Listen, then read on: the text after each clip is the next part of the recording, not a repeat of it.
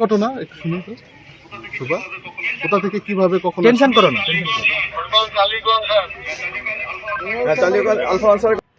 আসসালামু আলাইকুম। বেশ কয়েকদিন আগে আমরা একটা ফেসবুকে পোস্ট খুব বেশি পরিমাণে দেখেছি, যেটা হচ্ছে সুভার হারিয়ে যাওয়ার বিষয়টা নিয়ে। বেশ কয়েকটা পোস্টই আমি দেখেছি, কেউ কেউ রিকোয়েস্ট করেছে শেয়ার করার জন্য। ইভেন আমাদের এক স্যার মাহবুব কবির মিলন স্যার, আপনারা সকলেই তাকে চিনেন, সেও এই পোস্ট এই মেয়েটাকে নিয়ে পোস্ট করেছে এবং সকলের কাছে রিকোয়েস্ট জানিয়েছে যে এই মেয়েটাকে খুঁজে পাওয়া যাচ্ছে না, আপনারা কেউ খুঁজে পেলে তাদেরকে জানানোর জন্য। তো যাই হোক, আমি ওই স্যারের এক পোস্টে আমি কমেন্ট করেছিলাম যে মেয়েটা কি হারিয়ে গেছে না কিডন্যাপ হয়েছে, এরকম একটা কথা লিখেছিলাম।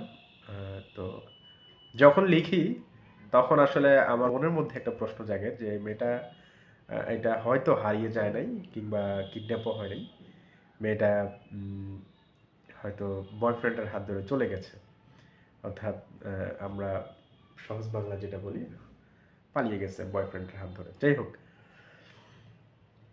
তো সন্দেহ আমার এরকমই ছিল এবং সেটাই হচ্ছে। চলুন আমরা দেখি ভিডিওতে পুলিশ ভাইদের সাথে মেয়ের সাক্ষাৎকারে কি বলতেছে। এখানে কার সাথে কিভাবে আসলে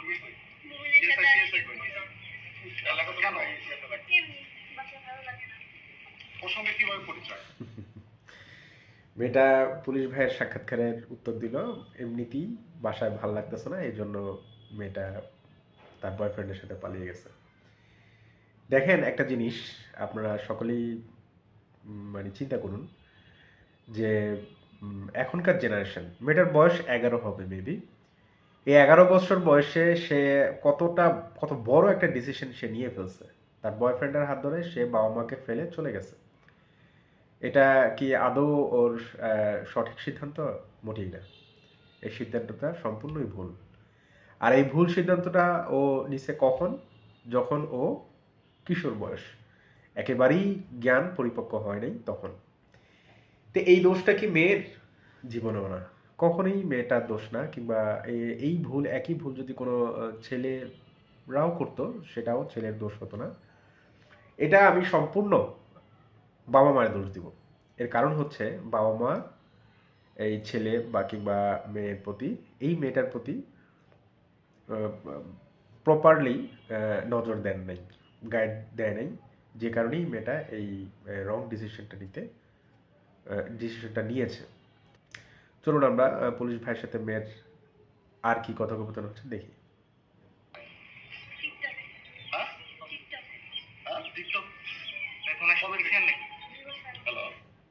বাহ, মেয়েটা যেটা বললো যে যেই ছেলেটার সাথে পালিয়ে গেছে সেই ছেলেটার সাথে নাকি পরিচয় টিকটকের মাধ্যমে। তো এবার বিষয়টা আপনারা বুঝতে পারছেন তো, মানে অর্থাৎ মোবাইলটাই তার লাইফে একটা কাল হয়ে দাঁড়িয়েছে এবং মোবাইলটাই আসলে তার এই নষ্টের মূল। তো এখানে মোবাইলই যদি নষ্টের মূল হয়ে থাকে, মোবাইলটা কে দিয়েছে এই সন্তানটার হাতে, এই সুভার হাতে মোবাইলটা কে দিয়েছে? অবশ্যই বাবা মা। তো বাবা মা দিয়ে থাকলে দোষটা কার? মেয়ের? ইম্পসিবল, বাবা মার। বাবা মা কেন দিয়েছে তার হাতে মোবাইল? একটা 11 বছর বয়সী মেয়ের হাতে কি মোবাইল দেওয়ার দরকার আছে? মোটেই না।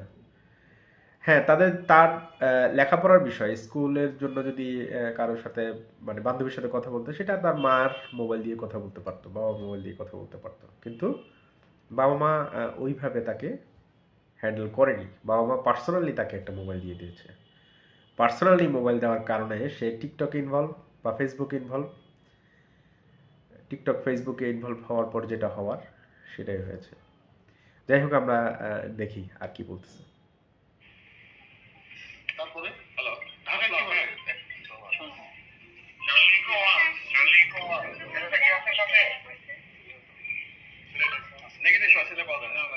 সেটা কি বলে আসছিলে?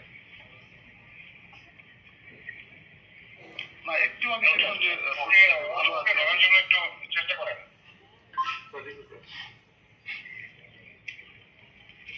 মানে এমনি কি বেড়াইতে না?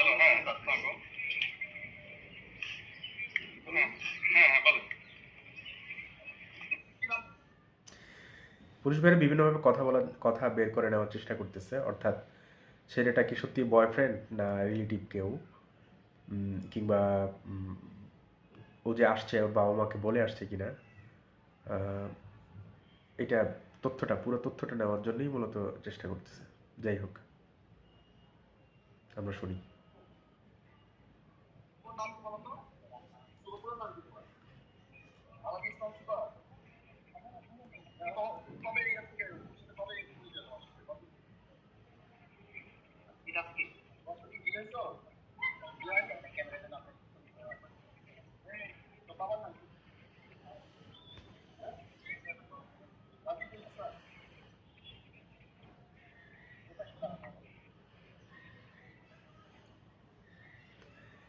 মেয়ের নাম, মেয়ের বাবা মার নাম, ঠিকানা, কিংবা আদার্স কোনো ইনফরমেশন আছে কিনা পুলিশ ভাইরা নেওয়ার চেষ্টা করতেছে।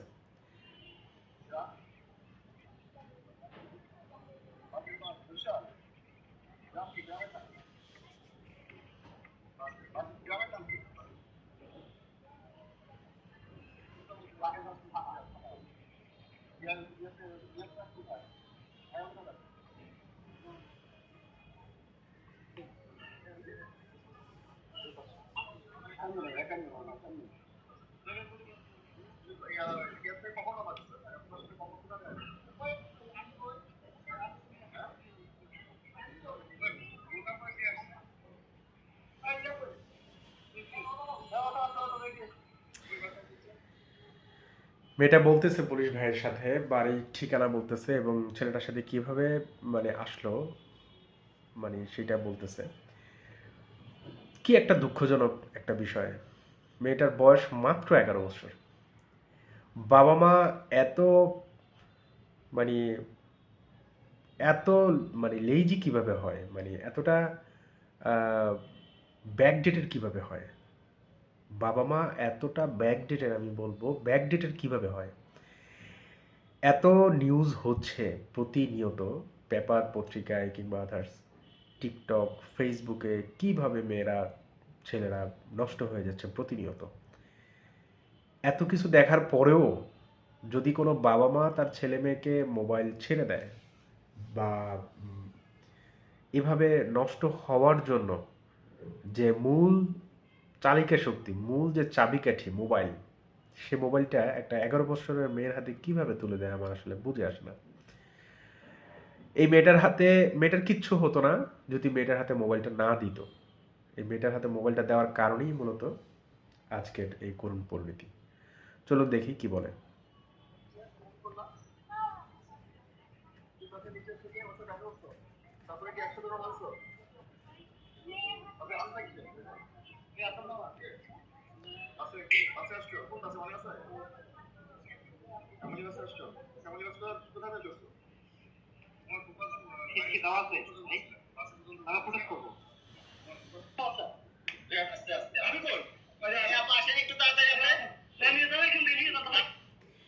মেয়েটা বলতেছে যে ওর বাসার নিচে ওই বয়ফ্রেন্ড যায়, এবং পরবর্তীতে বয়ফ্রেন্ডের হাত ধরে বাস কাউন্টারে যায়, এবং শ্যামলী বাস কাউন্টারে গিয়ে শ্যামলী বাসে সে ছেলেটার বাইরে চলে আসে। তা আমার কাছে আরেকটা বিষয় আশ্চর্য লাগছে, যে ছেলেটার সাথে চলে আসছে সেই ছেলেটারও তো বাবা মা আছে। তারা কিভাবে এই মেয়েটা যখন বাসায় আসলো সেভাবে তাকে অ্যাকসেপ্ট করলো মেয়েটাকে? তারা কেন সাথে সাথে থানায় ইনফর্ম করেনি? এবং তারা কেন এই বিষয়টা তো মোটামুটি নেট দুনিয়ায় ভাইরাল, আপনার ফেসবুকে বলেন বা সোশ্যাল মিডিয়ায় যেগুলা প্ল্যাটফর্মে বলেন না কেন, সবগুলাই মোটামুটি এই মেয়েটাকে নিয়ে পোস্ট দেয় না, এমন লোক খুব কমই আছে। তারা এগুলা কি ইউজ করে না? তারা কি এগুলো দেখে নাই? দেখে কিভাবে এটা চুপচাপ থাকে 2 দিন যাবত? এটা আসলে খুবই রহস্যজনক। আমার কাছে মনে হচ্ছে আরো কিছু এর মধ্যে ইনফরমেশন আছে, পর্যায়ক্রমে হয়তো বেরিয়ে আসবে। তো যাই হোক, আমার সকল পিতামাতার প্রতি রিকোয়েস্ট থাকবে যে কিশোর বয়সে, বিশেষ করে কিশোর বয়সে আপনারা দয়া করে কোনো ছেলে কিংবা মেয়ে বাচ্চার হাতে মোবাইল দিবেন না। মোবাইল হচ্ছে একটা স্টুডেন্টের লাইফ নষ্ট করার পিছনে মূল চাবিকাঠি। যার হাতে যেই স্টুডেন্টের হাতে কিশোর বয়সে মোবাইল যাবে সেই স্টুডেন্ট, সেই ছেলে বা মেয়ে কখনো সফল হবে না। এটা আমার কথা, আমি ব্যক্তিগতভাবে গ্যারান্টি দিয়ে বলতে পারি। তাই সকল পিতামাতার প্রতি আমার অনুরোধ থাকবে, আপনারা দয়া করে বাচ্চা বয়সে তো নাই, কিশোর বয়সে যে ইন্টার পর্যন্ত, মিনিমাম ইন্টার পর্যন্ত আপনারা বাচ্চা ছেলে অথবা মেয়ের হাতে মোবাইল দিবেন না। যদি দেন তাহলে 100-র মধ্যে 99.99% খারাপ হয়ে যাওয়ার সম্ভাবনা। এটা আপনি হলফ করে বলতে পারি আমি, আপনি লিখে রাখেন। তো যাই হোক, সকল বাবা মার প্রতি আমার রিকোয়েস্ট থাকবে, অন্তত পক্ষে কিশোর বয়সে কোনো ছেলে বা মেয়ের হাতে মোবাইল দিবেন না। অনার্সে পড়ার পরে আপনি তাও না দেওয়ার চেষ্টা করবেন, তারপর তখন লাগে সাধারণত ক্লাস করতে বা ফ্রেন্ডদের সাথে যোগাযোগ করতে, তখন দিয়েন।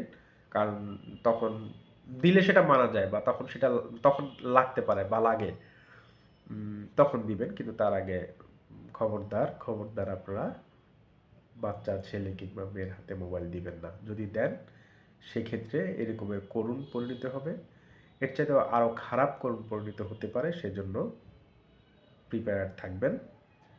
এই বলে আজকে বিদায় নিচ্ছি। আসসালামু আলাইকুম ওয়া রাহমাতুল্লাহি ওয়া বারাকাতুহু।